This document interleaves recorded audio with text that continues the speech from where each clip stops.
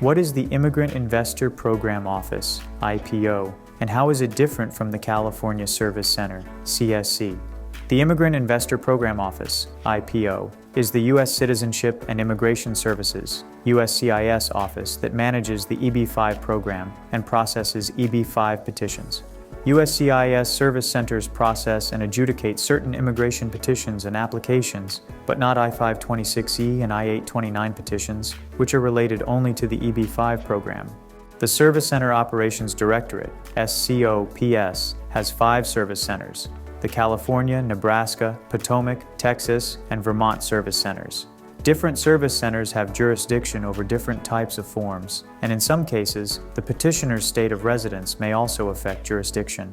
While the IPO adjudicates EB-5 petitions, service centers adjudicate petitions required during the EB-5 process that apply to other visa categories too, such as Form I-485. Hard copies of petitions and forms are typically sent to a USCIS lockbox, which is a secure facility used to facilitate the deposit and collection of fees. Thus, the lockbox service provider oversees the intake of documents and the collection of the related fees for application packs and other documents submitted by mail.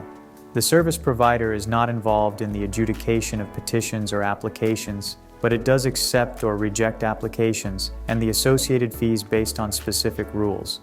For example, if the incorrect fee is submitted with a specific application, the application may be returned to the applicant or their representative.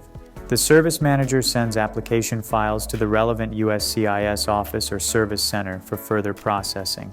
To ensure that EB-5 petitioners submit their petitions and applications to the correct USCIS lockbox facility, they should check the Where to File section of the relevant page on the USCIS website, as listed for Form I-526E, Form I-485, and Form I-829.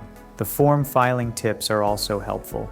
To avoid the rejection of a petition before it is sent on for processing, EB-5 investors should follow petition best practices to ensure that their petitions are properly filed. It may be best to work with an EB-5 practitioner to avoid delays.